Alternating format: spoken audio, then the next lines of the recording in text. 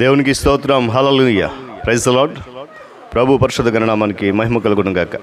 క్రీస్తునందు ప్రియులారా, దేవుడు తన మహాకృపను బట్టి మనకు నూతన ఉదయకాల సమయంలో వేకునేటి రీతిగా ఆయన పాద సముఖంలో ఉండి ఆయన నామమును గణపరిచి ఆరాధించే చక్కటి ధన్యకరమైన సమయాన్ని మనందరికీ అనుగ్రహించారు. అందరిని బట్టి ఆయన పరిశుద్ధ గణనామానికి మహిమ ప్రభావములు కలుగును గాక. క్రీస్తునందు ప్రియులైన దైవజనులు, స్నేహితులు, విశ్వాసులు, సహోదరి సహోదరులు, ఈ కార్యక్రమాన్ని వీక్షిస్తున్న ఆత్మీయ జనాంగం అంతటికీ లోకరక్షకుడైనటువంటి యేసుక్రీస్తు వారి ఉన్నతమైన నామములో ఉదయకాలపు శుభములు మరియు వందనాలు తెలియజేస్తాను. మీరంతా బాగున్నారు కదా? చాలా సంతోషం. రండి, ఈ దినం కూడా మిమ్మల్ని ప్రేమతో ఆహ్వానిస్తూ ఉన్నాను. అనుదిన అభివృద్ధి ఉదయకాలపు ధ్యానాలు అనేటువంటి ఆధ్యాత్మిక కార్యక్రమంలో నాతో పాటు పాలుభాగస్తులు కండి. వాక్యాన్ని ధ్యానించి ఆశీర్వాదాలు పొందుకోండి.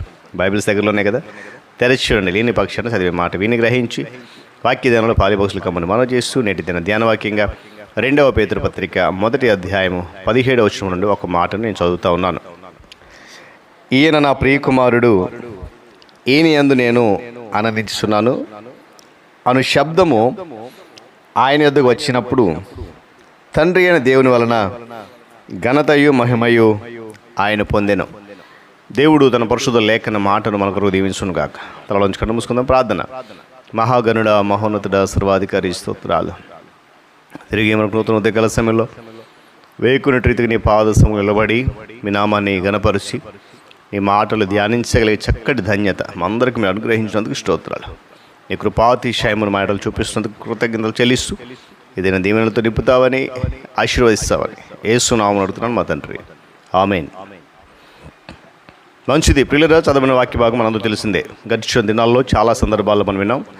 ప్రాముఖ్యంగా ఈ మాట యేసుక్రీస్తు ప్రభువారు యొర్దాను నదిలో బాప్తిస్మ యోహాను చేత బాప్తిస్మ పొందినప్పుడు తండ్రి అయిన దేవుడు ఆకాశం పలికిన ఆ శబ్దము మరలా పేతురు భక్తులు ఎక్కి చూపిస్తూ ఉన్నాడు.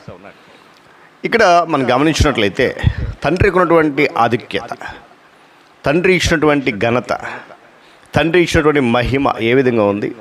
అలాంటప్పుడు తండ్రిని మనం ఎంతవరకు ఆరాధించగలుగుతున్న సత్యాన్ని ఈరోజు మనం కొన్ని నిమిషాలు ధ్యానం చేయాలి. కుమారుడైన క్రీస్తు, ఆదరణకర్తైన పరిశుద్ధాత్మ దేవుడు ఇద్దరు కూడా దైవత్వములో తండ్రి అయినటువంటి దేవునికి సమానత్వంలో ఉన్నప్పటికీ వారిరువురు కూడా తమ పాత్ర విషయంలో తాము తండ్రికి లోపరుచుకోవడం జరిగింది. ఈ గొప్ప సత్యము ఆధ్యాత్మిక లోకంలో ఈ దినాల్లో మరువబడుతూ ఉంది. కుమారుని హెచ్చిస్తున్నాం, పరిశుద్ధాత్మ హెచ్చిస్తున్నాం. కొన్ని సందర్భాల్లో తండ్రిని మాత్రం మర్చిపోతున్నాం. గమనించాలి. కొన్ని గుంపుల వారు కేవలం యేసు ప్రభు అని, యేసుని గురించి మాత్రమే మాట్లాడి మరొకసారి యేసుతోనే ముగిస్తారు. మరికొన్ని గుంపుల వారు పరిశుద్ధాత్మను గురించి మాట్లాడి వేరొక ఆత్మతో దానిని ముగిస్తారు. గమనించాలి. ఈ మధ్యలో ఏమైంది?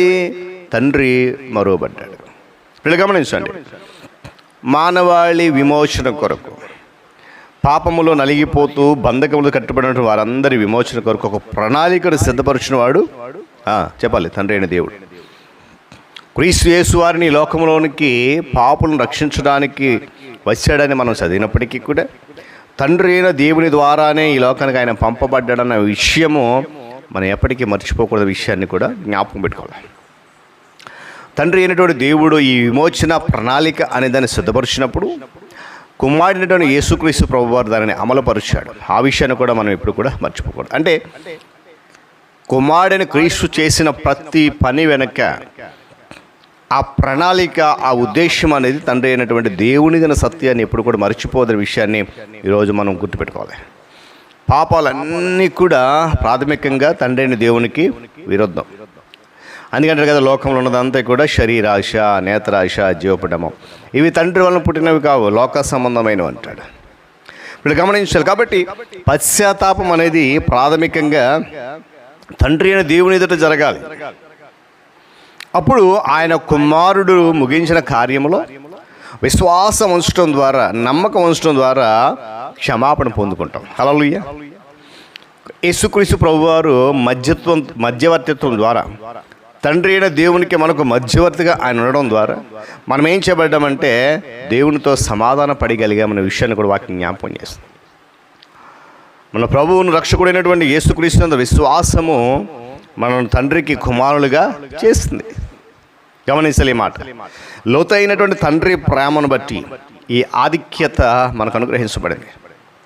యేసుక్రీస్తు ప్రభువారు మన పాపములను తన రక్తంతో కడిగి తన తండ్రి అయిన దేవునికి ఒక రాజ్యముగాను యాజకులుగాను మనం తయారు చేశాడు. ఎంతో గొప్ప ధన్యత చూడండి. హల్లెలూయా.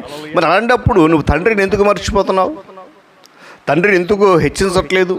తండ్రిని ఎందుకు నువ్వు గణపరచట్లేదు? సత్యాన్ని ఎవరికి వారం ప్రశ్నించుకోవాల్సిన అవసరం ఉదయకాల సమయంలో ఉంది. పిల్లలు మనం చాలా సందర్భంలో సువార్త ప్రకటిస్తూ ఉంటాం. సువార్త ప్రకటించినప్పుడు యేసుక్రీస్తు అక్కడే మార్గం ప్రకటిస్తే మంచిదే, కాదని అనట్లే. కానీ ఎక్కడికి?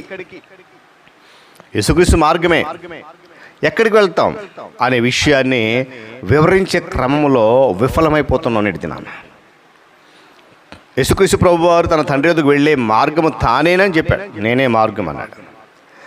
తండ్రి అయినటువంటి దేవుని వద్దకు తన ద్వారా వచ్చే వారిని రక్షించడానికి యేసుక్రీస్తు ప్రభువారు విజ్ఞాపన చేస్తూ నిత్యము జీవిస్తున్నాడు. ఈరోజు చాలామంది ప్రార్థన చేసేటప్పుడు నా ప్రియమైన ప్రభువా అని చెప్పి మొదలెట్టి మరలా యేసునామములు అంటారు. ఆయనకే ప్రార్థన చేసి మళ్ళీ ఆయన నామం అంటారు. మనం చేయాల్సిన అంటే తండ్రి అయిన దేవునికి యేసునామములు ప్రార్థన చేయాలి.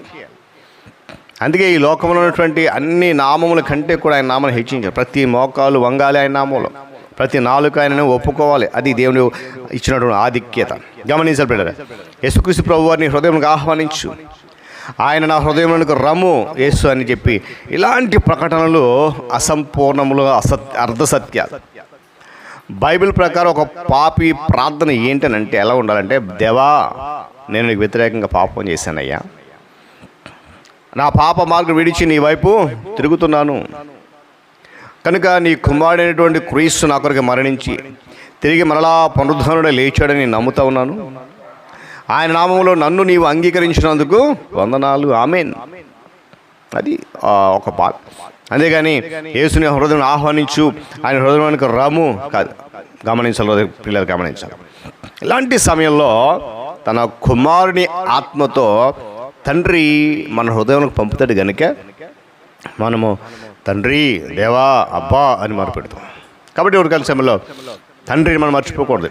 యేసుక్రీస్తు ప్రభువారు పరిశుద్ధాత్మ దేవుడు మనతో ఉండి ఆయన మన కొరకు ప్రాణం పెట్టి తిరిగి లేచాడు. పరిశుద్ధాత్మల కృపకాలను నడిపిస్తున్నాడంటే అది తండ్రి వారికి ఇచ్చిన ఆధిక్యత, మనకి ఇచ్చినటువంటి ధన్యత. కనుక కుమారుడికి ఇచ్చిన ఆధిక్యత మనకి ఇచ్చినటువంటి ధన్యత. ఆ ధన్యతను గుర్తుపెట్టుకుంటూ మరలా ఆయననే హెచ్చిస్తూ యేసునామముల తండ్రిని దేవుని ఘనత చెల్లిద్దాం. దేవుడి మాటలు మన కొరకు దీవించునుగా. తలలోంచి కన్ను మూసుకుని ప్రార్థన. మహాగణుడ, మహోన్నతుడు మీకు వందనాలు. తిరిగి మనకు సమయంలో ఉదయకాలపు వేళ మీ పాద సముఖం ఉండడానికి, నీ మాటలు ధ్యానించడానికి మీరు అధక్యతను స్తోత్రాలు. కొన్ని సందర్భాల్లో ఆయన నీ సన్నిధిని మేము మర్చిపోతున్నాం. కేవలము మా రక్షకుడిని యేసును ఆదరణకర్త పరిశుద్ధాత్మను హెచ్చిస్తూ గణపరుస్తున్నాం. మీ నామం మర్చిపోతున్నాం. అందుకే నువ్వు అంటున్నావు, నేను తండ్రిని అయితే నాకు రావాల్సిన ఘనత ఏదని అడుగుతున్నారు. ఒకవేళ మేము అలాంటి స్థితిలో ఉండే దయతో మన్నించి ఇకనైనా నాయన నీ కుమారుడు మా రక్షకుడు యేసు నామములో మీ నామముకునే ఘనత కలుగులాగన నీ కృపాను నడిపించమని వాక్యం ద్వారా బలపరచమని యేసే నామమున అడుగుతున్నాను మా తండ్రి, ఆమేన్. తురియక దేవుని దీవెన, ఆయన సన్నిధి కాపుదల సదాకాలం మనందరికీ తోడేండి నడిపించును గాక. ఆమేన్.